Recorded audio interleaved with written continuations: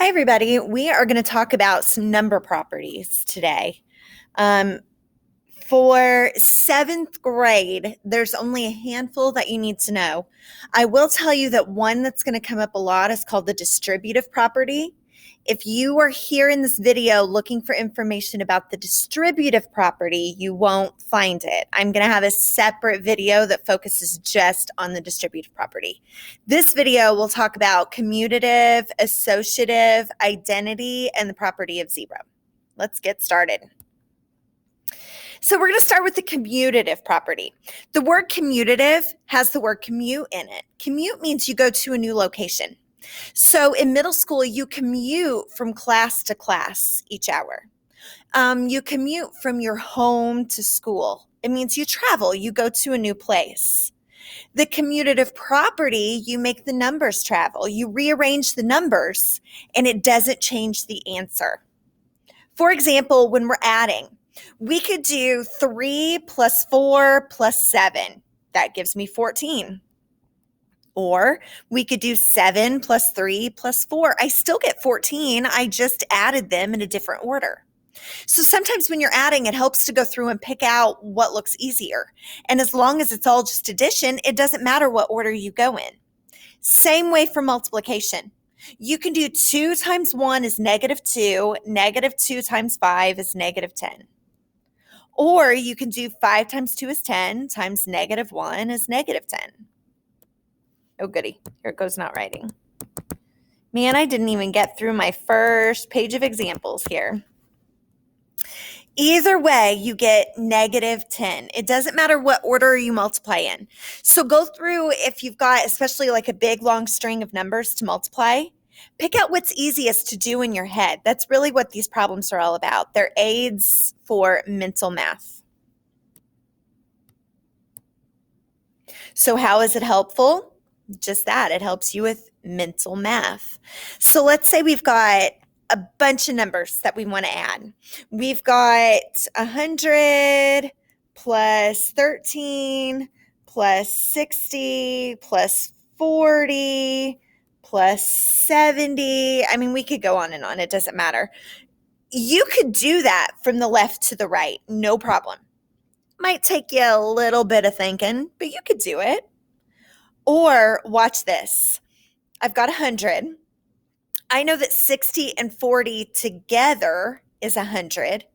So if I do 100 and 100, I get 200. 200 plus 70, that's 270. 270 plus 13, that's 283. I would have gotten that just going left to right, but oh, why is it not writing?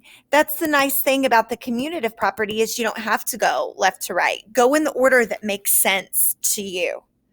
I hope I don't have to restart this darn video because it's not wanting to write. There we go. 283. Go in an order that makes sense to you, that helps you do it mentally. Let's look at a multiplication. Let's do 6 times 4 times 3 times 5 times 2. You can go left to right. You can figure that out. I'm confident. But if you don't have a calculator and you want to do it quickly, let's find things that would help us go a little bit faster. I know that 5 times 2 is 10. And I know 3 times 10 is 30. So right now I'm thinking through 6 times 4 times 30. I know that 4 times 30 would be 120. And then I know 6 times 12 is 72, tack on a 0. Now, I wrote it out to show you my thought process, but I could have done that in my head to get 720 because I went out of order, because I picked the things that were easier for me. It's not something that you have to do. It's just like a little helpful trick for doing mental math.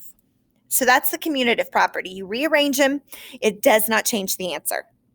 That works with multiplying and with adding. It does not work for subtracting and dividing. Because look, if I'm subtracting and I have 5 minus 3, I get 2. But if I rearrange that and do 3 minus 5, that's not 2 anymore. That's a -2. Those are not the same. If I'm dividing, if I do 10 divided by 5, I get 2. But if I do 5 divided by 10, I get a half or 0.5. Not the same. You cannot rearrange subtraction and division. The next property is called the associative property. The word associative has associate in it. You associate in groups. When you're at home, you associate with the people you live with, whether we want to or not. When we're at school, we associate with the people that are in our class. We associate with the people at our lunch table. So associating has to do with your groups. The associative property is the same deal. It has to do with the groupings of numbers. We show groups of numbers by using parentheses. So with the associative property, we're not going to rearrange the numbers. We're just going to pick up and move the parentheses. We're going to change the groups. We're going to change what the numbers are associating with. So for example, when you follow the order of operations, you're supposed to do the grouping symbols first. So I could do 2 plus 4 and get 6. 18 plus 6 is 24.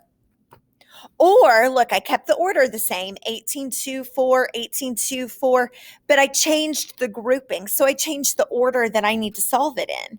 18 plus 2 is 20. 20 plus 4 is 24. So there's still a lot of similarities between the commutative and the associative.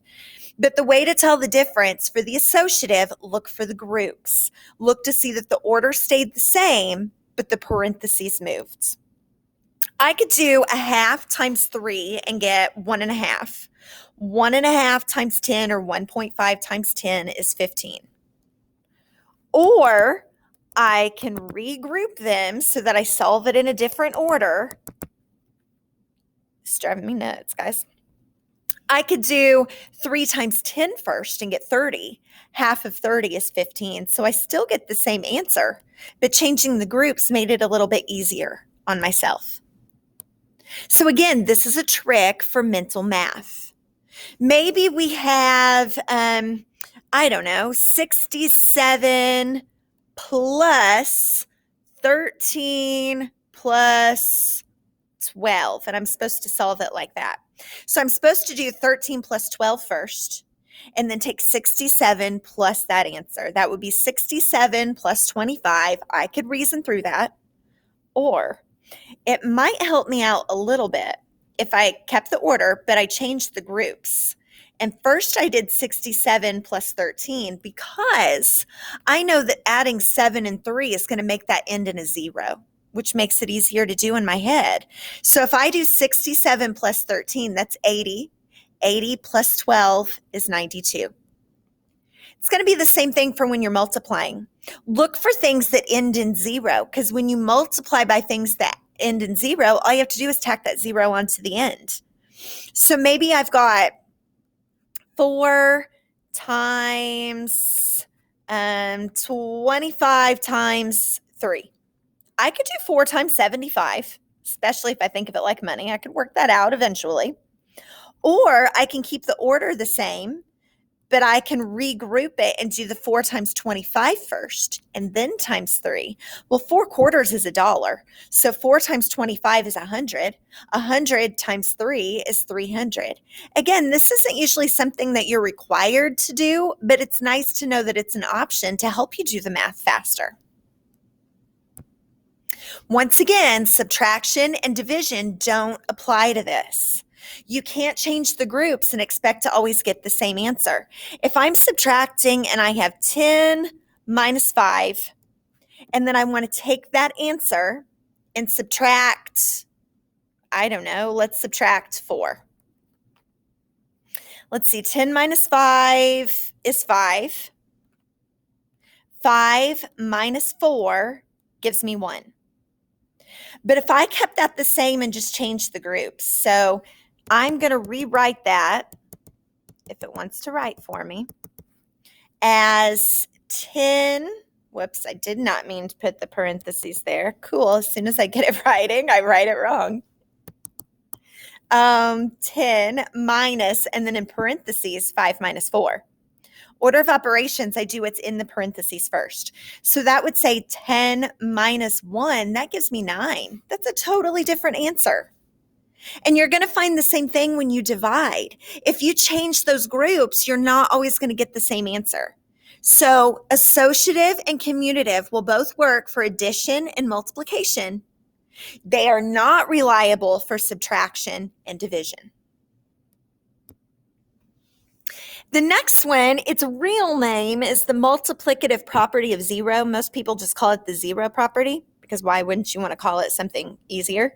All it means is if you multiply by zero, you get zero. It's as simple as that. And we already know that.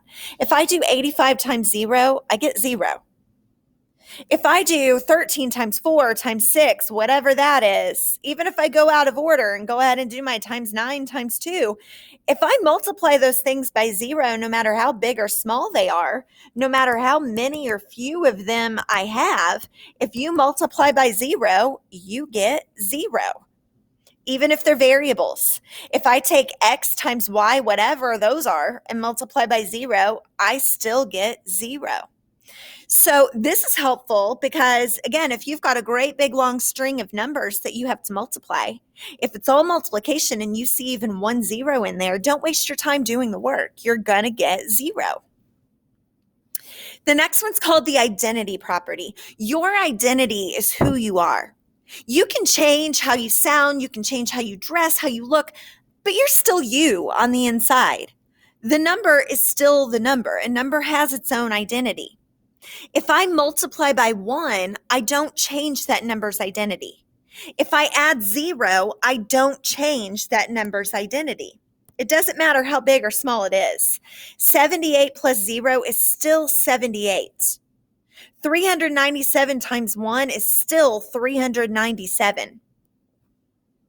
X plus 0, I don't know what X is, but you know what? I know that if I add 0 to it, it's still whatever it was before. Y times 1, I don't know what Y is, but I know that if I multiply it by 1, it's still the same as whatever it was before. That's the identity property. Those are the ones that you need to know for this year for my 7th grade class. Hopefully that helped. If it didn't and you have more questions on your homework, please reach out to me. If it is the distributive property that you're ready for, that's the next video that I'll be making. Okay, thank you so much for watching. I hope you got something out of it. I apologize for, again, having some tech issues, but thanks for sticking it through.